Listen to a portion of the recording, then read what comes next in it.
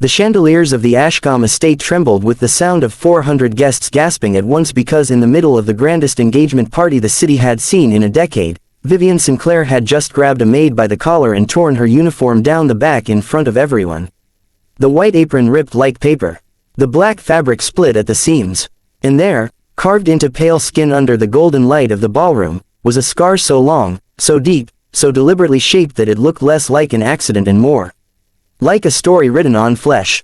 Vivian froze with the torn cloth still balled in her fist. The music stopped. Somewhere near the fountain, a champagne glass shattered on the marble floor. And Julian Ashcombe, the groom-to-be, the billionaire whose name was on every skyscraper downtown, went pale as a man who had just seen a ghost he thought he buried years ago. Before we go further into this story, if you believe in kindness, in second chances, and in the idea that the truth always finds its way to the light, please take a moment to like this video, leave a comment, share it with someone who needs a little hope today, and subscribe to Kindness Corner so you never miss a story like this one. And while you're at it, tell us in the comments where you're watching from tonight. We love knowing how far these stories travel. Now, let's go back to where it all began, 3 years before that night in the ballroom. Her name was Noy Dwart, and she had grown up in a small apartment above a shuttered bakery on the edge of town, raised by a grandmother who cleaned houses for a living and taught her that dignity was not something money could buy or take away. When her grandmother passed, Noam was 19, alone, and buried under debt she never asked for. She took the first job she could find, which happened to be housekeeping for a small staffing agency that placed workers in the homes of the wealthy. She scrubbed floors in mansions she would never be invited to sit in. She learned to be invisible, to move through hallways without being seen, to keep her eyes down and her voice softer than a whisper, because the world had taught her that girls like her existed to serve, not to be noticed. It was on a rainy October evening during her second year with the agency that she was sent to the Ashcombe estate to cover for a housekeeper who had fallen ill. She had heard the name Ashcombe before, the way everyone had.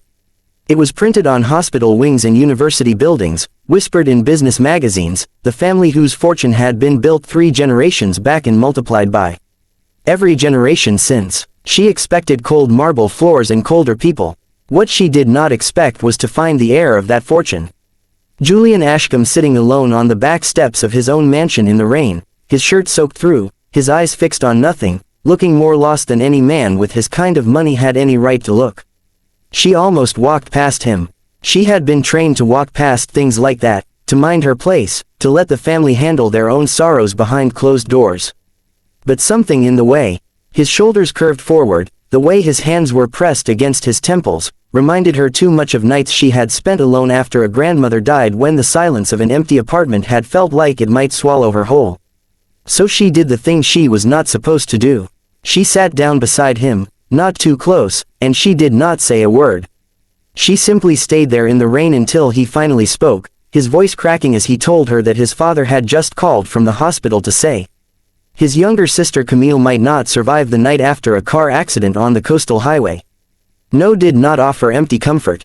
She did not tell him everything would be fine because she had learned long ago that such promises were often lies dressed up as kindness.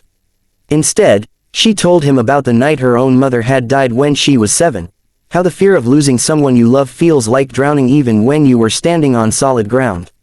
And how the only thing that ever helped her breathe again was knowing she was not the only one drowning. They sat together until the rain stopped.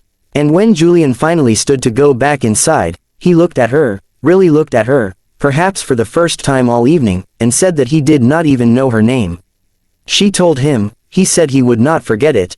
Neither of them knew that night that fate had already begun stitching their lives together, thread by invisible thread.